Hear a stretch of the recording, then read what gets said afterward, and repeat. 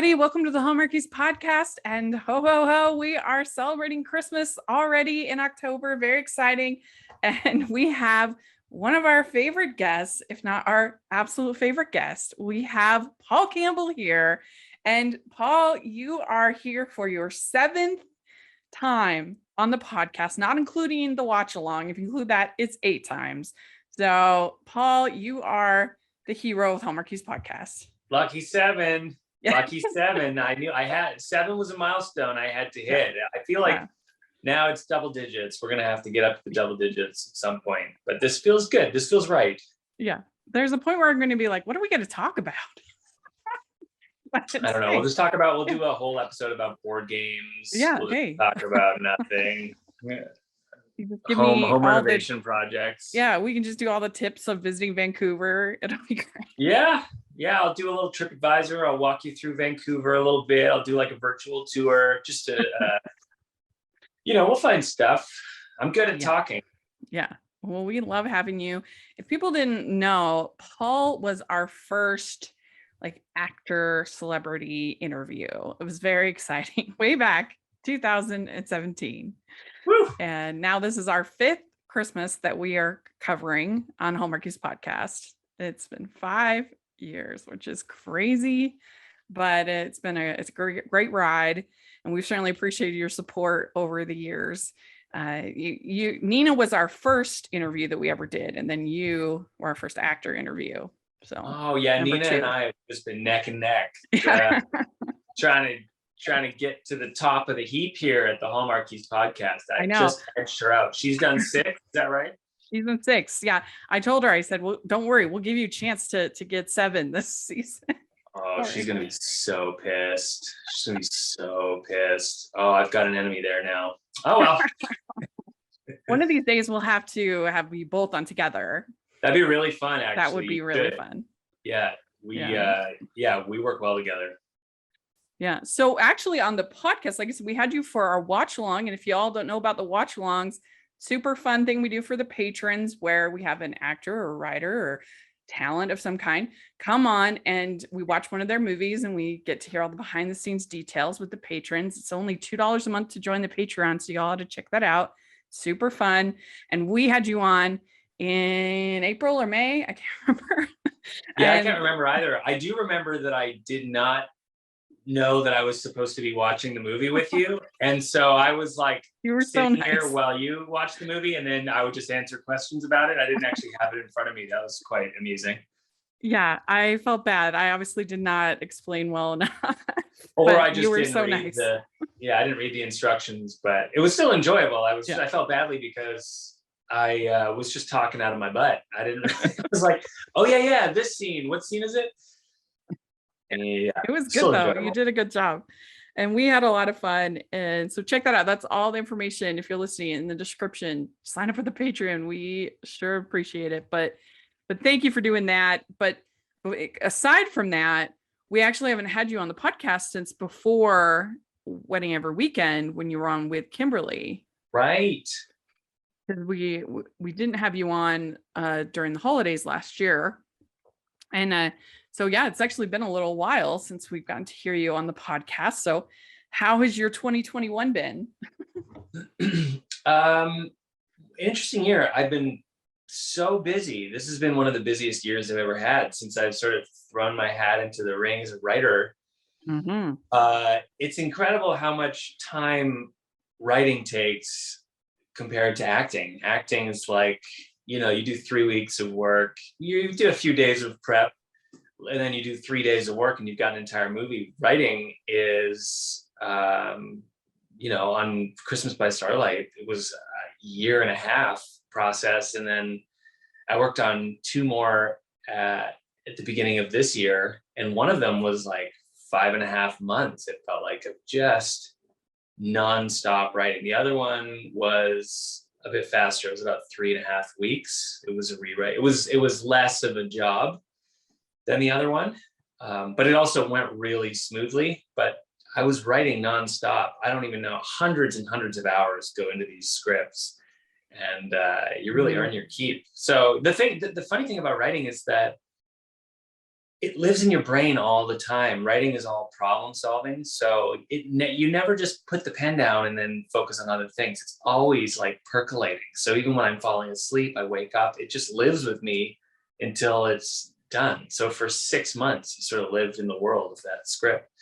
Yeah, I was going to ask you if you felt like you had a whole new respect for these movies as a writer than you had as an actor. I have a whole lot of respect for the movies that are written well. I'll say that. I think it's not too difficult to write something mediocre, but it's very, very difficult to write something that's good. So I have a lot of respect for the Nina Weinmans, for Julie Sherman-Wolf, who I think is great. You know, like there are writers that really, really care about their projects, and I've read so many scripts where it just feels like absolute nonsense. Like there's lines or logic things that you'll come across that have been handled so lazily. And as an actor, you're like, well, I can't actually say this line. It doesn't make emotional sense. This doesn't make sense. But what the writer has done is realize what a hurdle that is and how difficult it is to actually solve that thing, so they ignore it. The good writers will go, oh, that's actually a problem.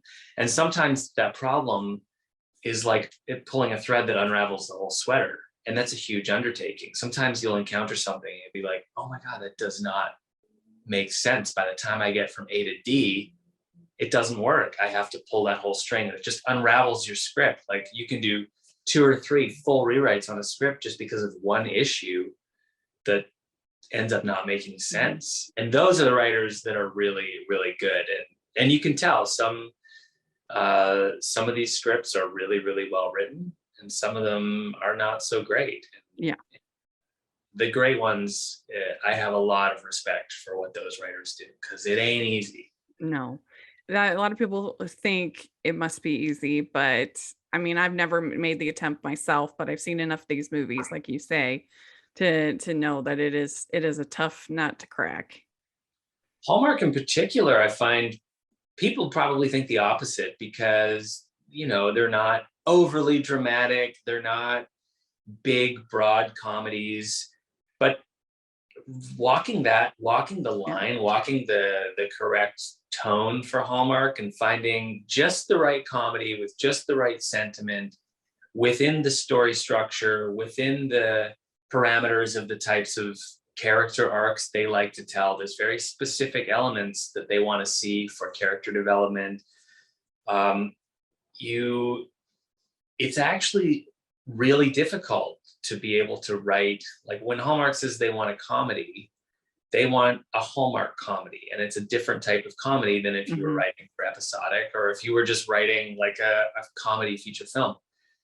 Finding that tone is actually pretty difficult. I think you see it with actors as well. A lot of actors that haven't worked in Hallmark will really try and fight the material a little bit. They'll try and do something different, but there is a pretty specific product that Hallmark is looking for. And I think that's expanding a bit now. We sort of have this new Hallmark, I call it. There's a new direction they're going, where they are trying to really broaden their storytelling. But it's still difficult, and a lot of actors will try and reinvent the wheel, and that's not really what people are responding to. Yeah, well, and they're trying to do more emotional stories, especially obviously over in movies and mysteries. But the thing, I feel like it's tough. It's tough to tell that kind of emotional story effectively in 80 minutes. I think that unless it's a series where you already have your established characters, like something, say, like Ted Lasso or something like that, like can do those emotional arcs because we already know the characters and we're invested in them. I think it's really tough to have like a full on story with the needed emotion when you're dealing with the ad breaks and it's just tough. I think it's I find that a lot less of them work for me than either the cozy mysteries or the rom-coms. So far, I have not loved these emotional movies that they've been doing. I haven't seen them yet. I haven't watched them. But that's interesting to hear, because what you're saying makes a lot of sense.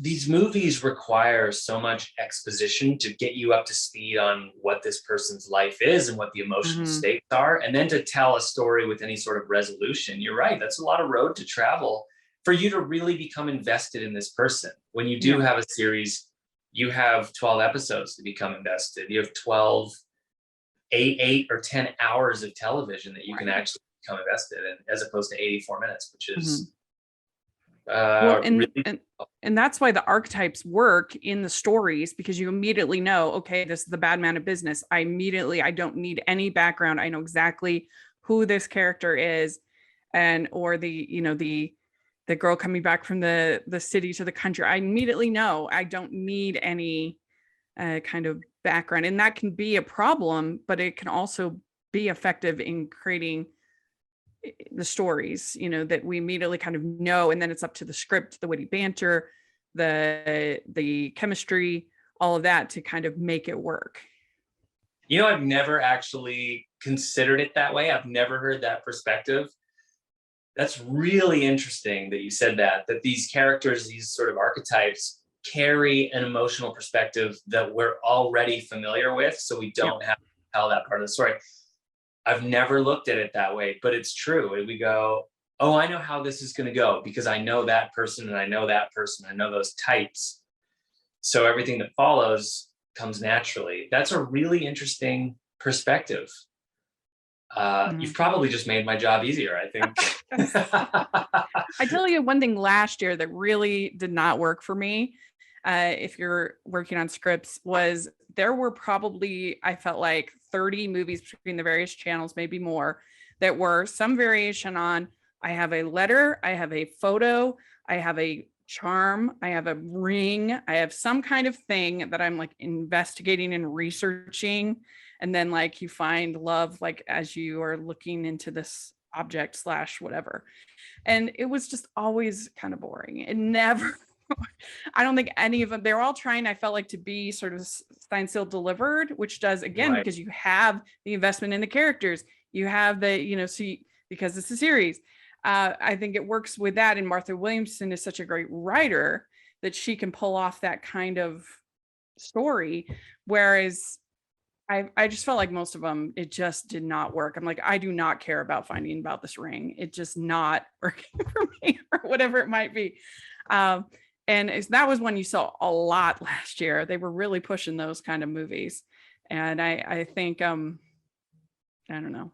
Which is interesting because Hallmark is pretty discerning now. I mean, they'll sort of, they have a certain number of big city girl goes home to the small town and meets the handyman next door. They have, or you're saving a community center, or you're planning a party. They always seem to know how many of those movies they have in the hopper. And generally there's a pretty good balance. And in the last 2 years, they've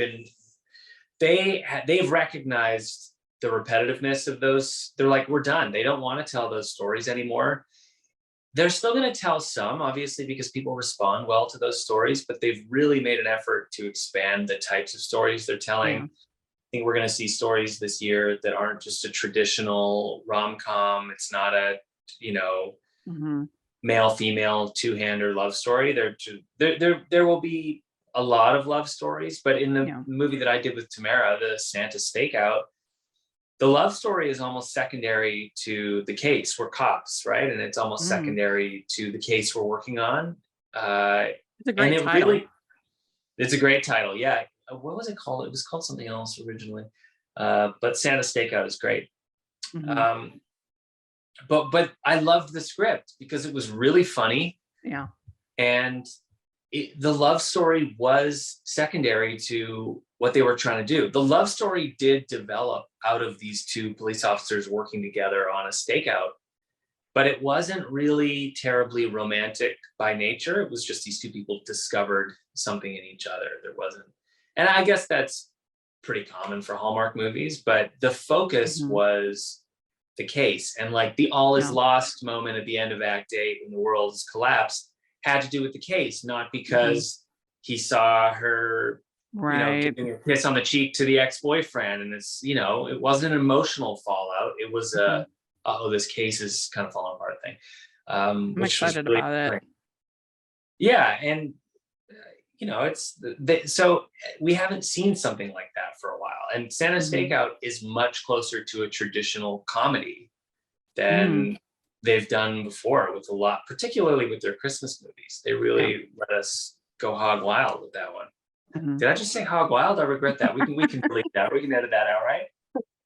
Well, I wanted to ask you about Wedding Every Weekend because I really admired how you became, I guess, how you handled the whole Twitter, everything with that came along with that movie and the social media kind of side of it all. I was wondering now, looking back on it over a year, how you kind of feel about that situation. Like, do you feel like overall it was a positive? I know that movie meant a lot to a lot of people, but obviously that was a tough situation that you had to deal with, and I felt kind of bad for you, but you did it very well, and you handled it very well. I don't know, how do you look at it now? Well, I appreciate that. I didn't feel like it was a tough situation for me. I felt like this was a fight that I'd been waiting a long time to fight, and I was happy to be at the front line of that battle.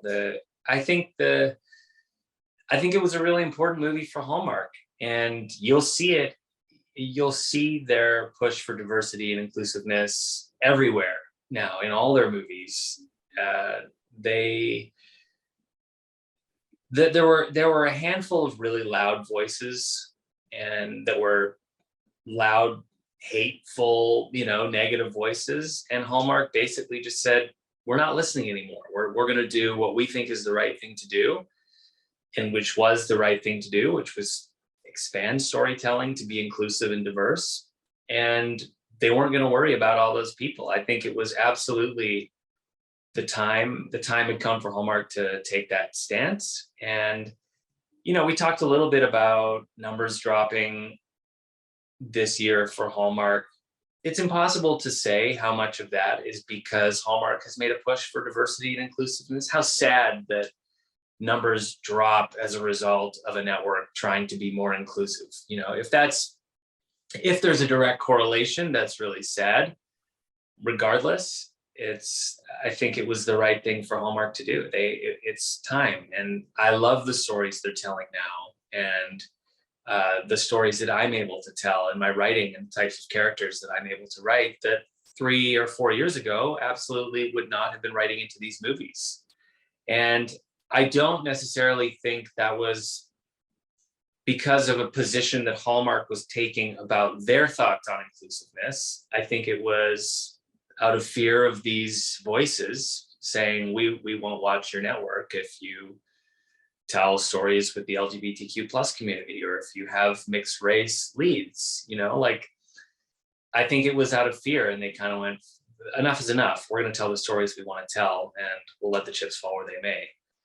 So my hope is that, I think in doing so, they'll probably lose some viewers, but the hope is that they bring on a new audience, and that they start to appeal to a broader audience. In terms of Wedding Every Weekend and what I was doing on social media, I loved that. I loved it as an opportunity to say, I stand here. I stand with these communities. I stand with these people. I stand with my friends and my colleagues, and we're not going anywhere. And we're going to tell the stories that need to be told. I admire that, because it's not easy to deal with Twitter, and that kind of just outrage can be exhausting. But I think you handled it very, very well. And I enjoyed the movie. I thought it was very sweet, and I don't know, it just doesn't make sense to me. I grew up Mormon, so I grew up very traditional views. But I think even when I was really hardcore, I still would have been fine with a couple being introduced. I don't know, I just feel like it's so crazy to not acknowledge that people exist. It's still G-rated content. I don't know, I don't get it. I don't agree with that perspective. And I am glad to. I think it is a good thing that Hallmark is doing. I feel the same way. I'm glad you agree. I think a lot of people agree. I think hopefully the vast majority of people agree. Mm-hmm. It's just that small group of people that seem to have really loud voices. Yeah.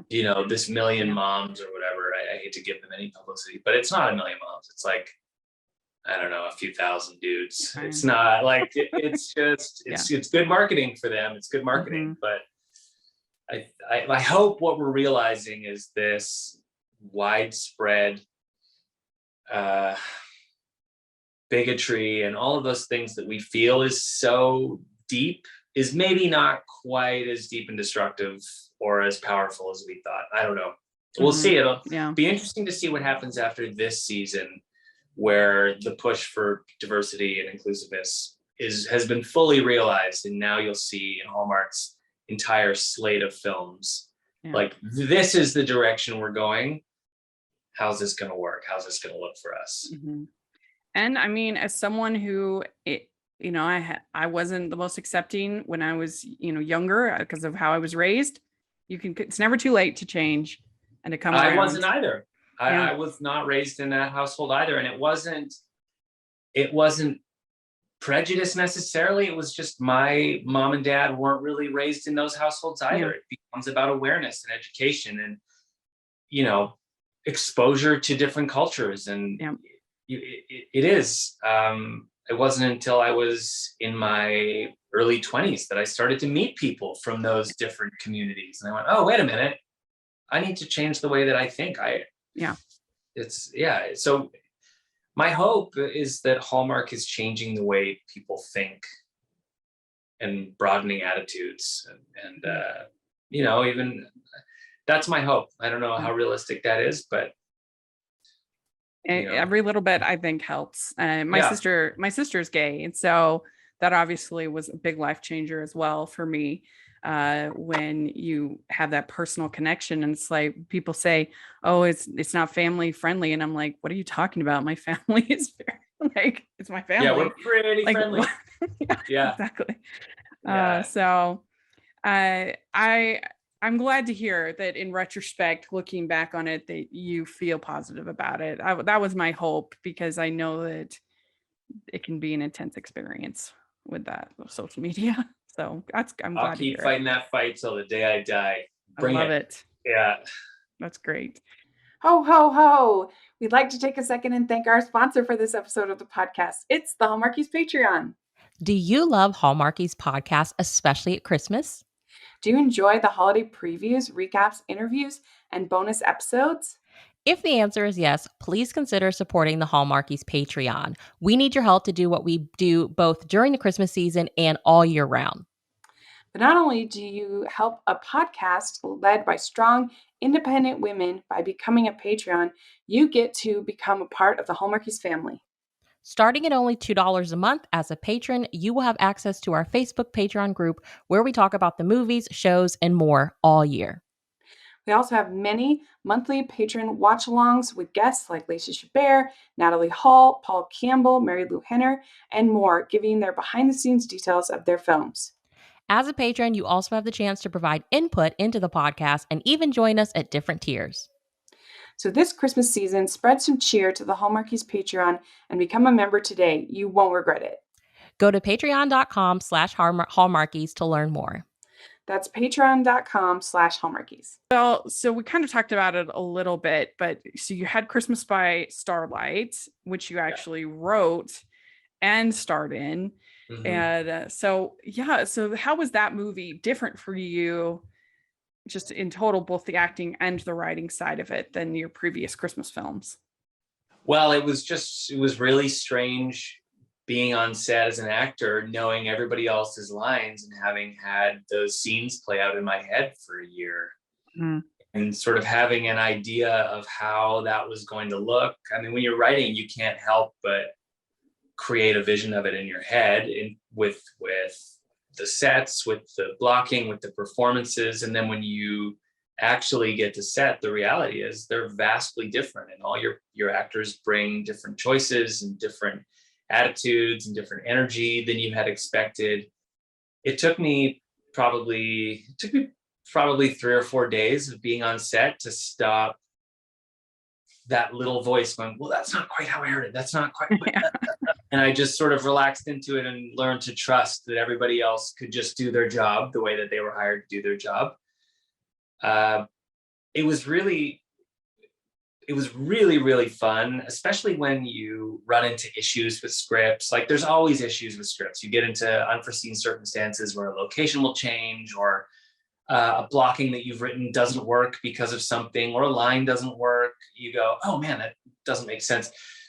As an actor, you run into that all the time, but usually there's no writer on set to be able to work it through. So as an actor, you're either kind of trying to fix it yourself, you're discussing it with the director, the producers, but being on set as a writer, I could just fix stuff in the moment. And, you know, when you write a script and you hand it off and you walk away from it and you just give it to a production to shoot, you do lose all control of that script. The director has pretty much carte blanche to change what they want. Producers, they can do rewrites, they can do whatever they want. So being on set to make the team accountable to your work and go like, hey, I'm right here, guys. You can't really change stuff without me. If you do, I'm going to know because I'm in the scene, was really nice. And it became, the first few days was a little bit sort of bumpy for me. And then after that, it became really fun. I started to really enjoy the process. And then this year, the script that I spent the most time on, I was going to push really hard to star in it. And, but Hallmark was insistent that they wanted it to be written for late 20s, and try as I might, I don't pass for late 20s anymore. And I was like, okay, that's fine. I had some ideas about who I wanted them to cast. I don't get any say in it, but I was writing it with certain people's voices in mind.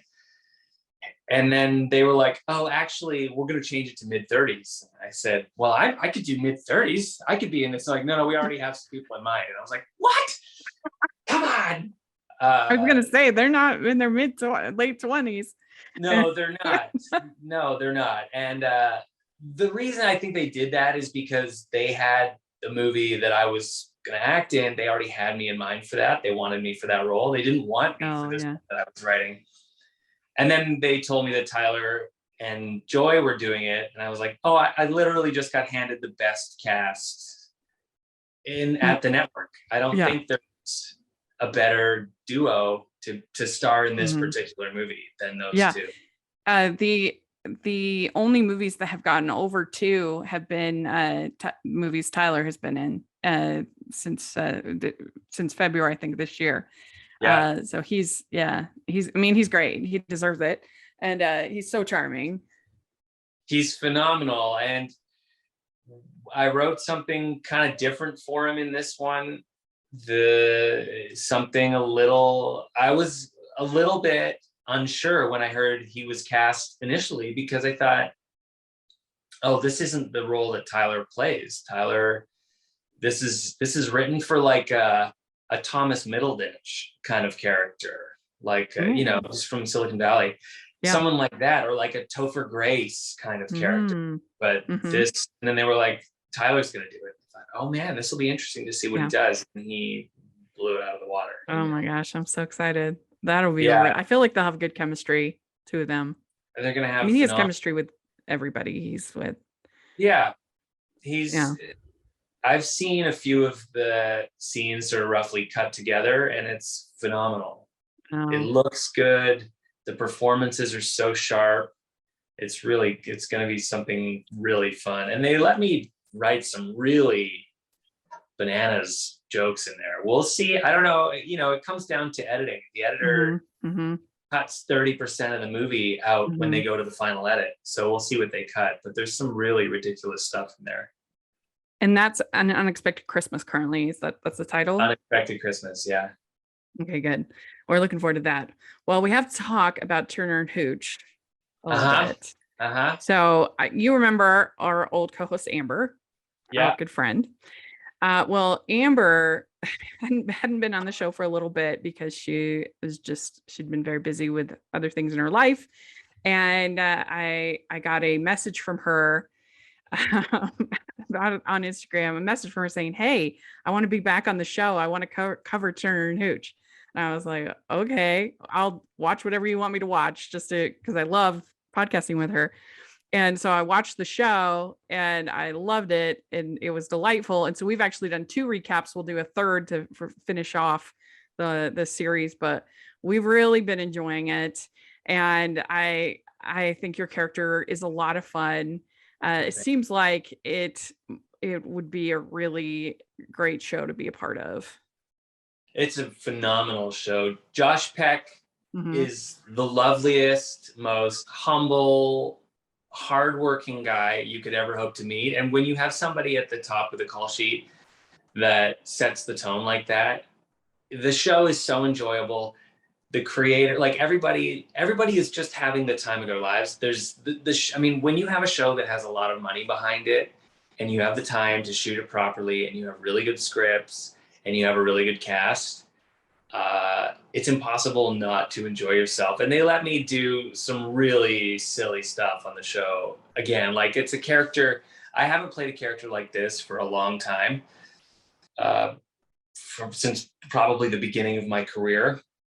And it's so joyous to be able to improvise stuff. And, like Josh is he's really quick. So we'll just improvise ridiculous things. And, it's one of those things where it's playtime.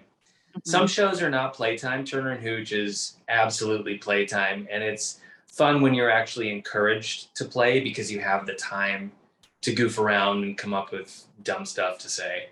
That's not always the case, but yeah, and having all the animals on set, those dogs, and it's a dream show. I did 6 episodes this season, and if it comes back, hopefully I get to do a bunch more because I had the time of my life. I hope it does come back because I think it's one when you just see the promos, it's easy to kind of be like, oh, another like reboot. But again, because I'm sort of, I guess, forced to sit down and watch it, I immediately was just like, this is so cute and so charming. And the action is actually really well staged. Like it feels, you said that they're putting money into it. Definitely, you can see it, that they put the money into the show. Yeah. Especially the action set pieces. You weren't in the one, but the whole homage to Die Hard, I loved that episode. So really good. Great. So good. I know. Disney owns Die Hard, so why not? Right? Do they really? Oh, that's funny. Yeah, the show's clever in that way. Like the final episode is called Bite Club. And it's the titles are hilarious. Yeah, I know. The Fugitive. That was a good one. Working with Reginald Val Johnson was really funny too. I mean, talk about homage to Die Hard. I mean, they should have had him in that episode though. That was a strange choice. He is the loveliest, funniest, most charming guy too. Like, oh, he's so sweet. And he just laughs all the time. He's just got this like deep, jolly laugh. Like the whole cast.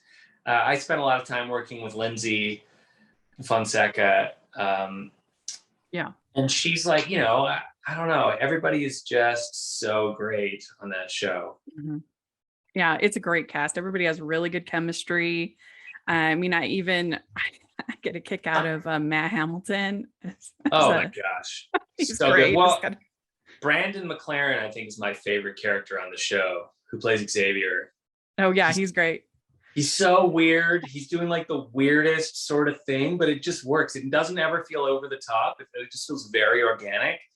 It's really fun to watch. Yeah. I also like the head of the division. I like Hooch is always eating his the chief. The chief. That he's always eating his rewards, his awards.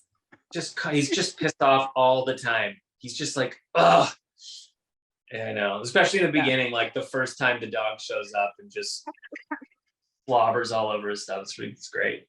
Yeah, because that's real to truth. Like I'm not, I have to, I'm not like the most animal person, but like animals love me.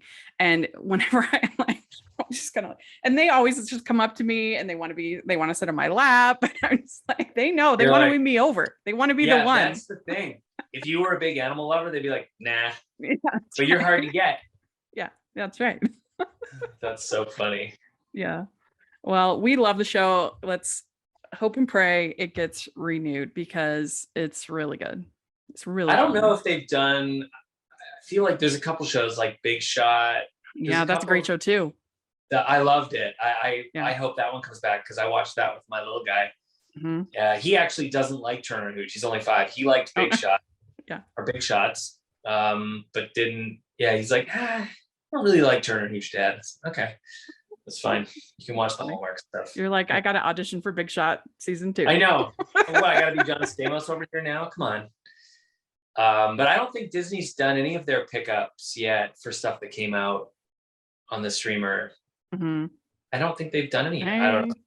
Yeah, I can't think of anything that was new this last season that has been announced. Renewed, yeah. Because Mighty Ducks hasn't been. Which is also great. We watched all of that with. That was good. So good. Mm-hmm. And I mean, I don't think even the animated stuff has gotten renewed, like Bad Batch, or I don't know. They just haven't done any of it, I don't think yet. Yeah. So let's hope. Let's hope.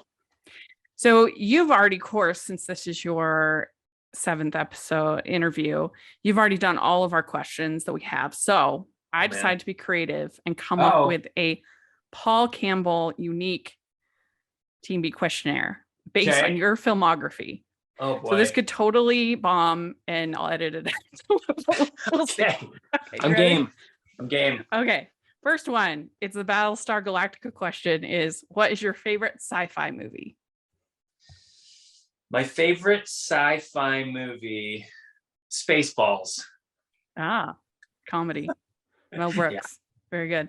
Okay. Knight Rider, what is your dream car if you could have any car? The 1966 GTO 396 Midnight Blue. Wow, that sounds fancy. Yeah. All right. Window Wonderland. What is your must-do Christmas activity you have to do every year?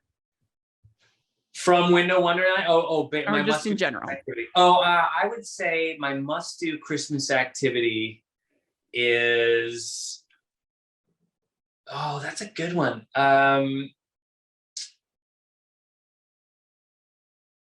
I mean, I like going and cutting down the Christmas tree. I haven't done that for a long time, but I feel like that it's do as I say, not as I do. Cutting down the tree, even if it's in a tree farm, there's a real satisfaction to that. Something I need to get back to. I know that's sort of a convoluted answer, but let's say cutting down the tree.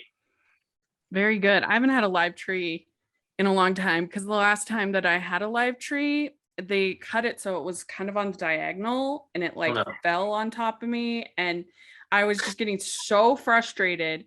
And I could not get it to work. And because I'm single, I live alone. I didn't have anyone help me. And so finally I called the bishop, who is the leader of our church and our congregation. And I was just like crying at that point. I'm like, the tree and all this stuff. And anyway, he was my Christmas hero. He came over with a proper saw. He saved the day. Put up the tree. So that was my Hallmark Christmas moment of my real life. Oh my gosh. The Christmas. Should have filmed it. I know, I should have. I know. If I was a good social media person, I would have. But he saved the day. So if you're looking for your next Christmas movie, you can write that into the story. Crushed by Christmas. That's right. Come rescue me from this tree because they're heavy. Help me! Help me! That's right. All right. So for Surprised by Love, since Gridley is an artist, I said, what kind of art do you like? If you were going to go, would it be modern? Would it be impressionistic? Would it be, or do you just not like art at all? What would you want to go? I like the impressionists. I also like some modern, but it depends. Like I prefer for paintings, I probably prefer the impressionists. But Mango and yeah, Monet and Monet. When I was at the first big trip I ever did was to the UK, and I went to the National Gallery in London. They had a whole section of Monet's, like the lilies, and I something about seeing those paintings in real life. There's an extraordinary power that those works have. I was like completely overcome standing in that museum, just looking at these extraordinary pieces. They still resonate. I probably wouldn't put my like impressionist work up in my house. It's not really my style, but I'm more like a Rococo. I'd go a little more modern, but yeah, in terms of if I had to choose like one style, it would be the impressionists. All right. Once Upon a Holiday, who is your favorite Disney princess? That's in the princess movie. Snow White, Sleeping Beauty, Rapunzel, Elsa, Anna, Mulan, Probably Belle. I'm gonna go with a classic. I'll do Snow White. Yeah. Princess? Oh, yeah. The very first. Very good. I'm not up on my Disney princesses. I'll pick the one of the movie that I've seen. Yeah. No, I think that it's a good choice. People are too hard on the classic princesses because she's super positive. She's whistling when she's like, she's happy. She's taking care of these dwarves. Yeah, I mean, that's she's right. hanging out with these dwarves, like she's got her finger on the pulse. Yeah, I like her. Okay, very good. So sunset and romance, what would be your dream vacation? I like tropical. I like beaches. Beach in Hawaii is hard to beat. Like I also like busy too. So I like Waikiki. A lot of people think that's ridiculous. They want like a mile of white sand with nobody around them. But I want action. I want like people everywhere, surfboards, people drinking. I want that. I want like a beach party vibe in Hawaii. Like sunset on the beach, Mai Tais, surfing. I love it. Yeah. You got to get a summer movie one of these days. I really do. Another one. Bod in shape, I got to get like really ripped. I got to get like Andrew Walker ripped or something like that. Or like just so that if I had to take my shirt off, people would be like, that works, as opposed to like, oh. Oh, we would never. He's not a kid.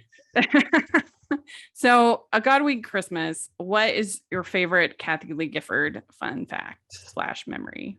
Oh man, coming back from we were shot on this let's call it the Sunshine Coast. It's up north in BC, and you have to take a ferry to get there. And getting on the ferry with her, unlike a BC ferry with Kathy Lee Gifford, and like one of the most iconic faces in the world. Everybody knows who she is, just walking on to this ferry. And then we kind of lost her for a little bit because like people were like, oh my God. And then we lost her. And so we're looking all over the ferry, and we're like, well, we'll go sit up near the front. That was kind of what we decided was going to be our home base. And we're like, hopefully Kathy's okay. And we turn around, and there she is. She's coming toward us with a giant tray of French fries. She'd been in line at the cafeteria, and she'd gotten like 6 orders of French fries. And she's like, I've got French fries. And she just said just exactly what we wanted was this giant tray of fries. And she'd just been standing in the cafeteria lineup by herself on this BC ferry. I don't know what that experience was like for her, but we thought it was really funny. Then we just sat at the front of the boat eating French fries with her. Man, see, you have a good life, living the good life. I do. Yeah, that's very good. All right. Next, The Last Bridesmaid, since you are documentarian in filming every aspect of this wedding, what do you have a favorite reality show? Man, oh man. I was a real sucker for the Bachelor franchise for a long time. I haven't watched that in a few years because I feel like it just became really, really manipulated. Whereas initially it seemed like maybe there was some reality to it. Yeah. But I definitely got into watching both The Bachelor and The Bachelorette for a long time. Dirty little secret. Yeah. Very good. Okay. Holiday Hearts, have you ever broken a bone? I think I've broken a baby toe, although it could have just been like a really bad sprain, but I've never broken anything major. I've never had a cast. I've never anything like that. Been very fortunate. Like definitely jammed some fingers, but I don't think I've ever had a true break. That's good. Yeah. Okay, wedding every weekend. This is very controversial in the world of weddings. Are you pro cake smashing in the face or no? No. I agree. No. Get out of here. I don't want that. I don't want that. How much did I pay for this tux? What am I wearing? Is this Tom Ford? Probably not. No, I got married. But no, I'm not into like, no, that's a hard no. I agree. My grandma would love you too, because she hated that so much. She'd always get so mad. Like, what are they doing? Honestly. What are they doing? Honestly. Yeah, let's stay nice and clean. All right. Christmas by Starlight. If you could write in a non-Hallmark genre or show, what would you write in? I would write in, what would be really fun is something like It's Always Sunny in Philadelphia, which is so dark and just really like nothing is off limits in terms of humor, in terms of storytelling. I'd like to be able to write, not saying that I could write at that level, but I would love to be asked to come and try and write some jokes for them. I would love to see that. That is a very funny, very naughty, but very funny show. Yep. All right. Last question. Turner and Hooch, do you have a dog? Did you grow up with a dog? I don't have a dog, and I did grow up with two dogs. One was a miniature pinscher, and one was like kind of a mix. We don't really know what he was. He was a rescue. But yeah, I had two like tiny little dogs growing up. We probably had them for about 10 years. So not when I was little, but probably got them when I was about 8 or 9. And then, until I moved out. That's cool. But I love dogs. I'm a big fan. Mm-hmm. Well, you did it. You answered all the questions. How did I do? I feel so good. Great questions. Yeah, I feel really good about myself for that, for being able to just really think on my feet. And you did very well. Oh, thank you. Yes. Well, we're excited for the new movie. The Santa Stakeout sounds super fun. The Unexpected Christmas, we're looking forward to that.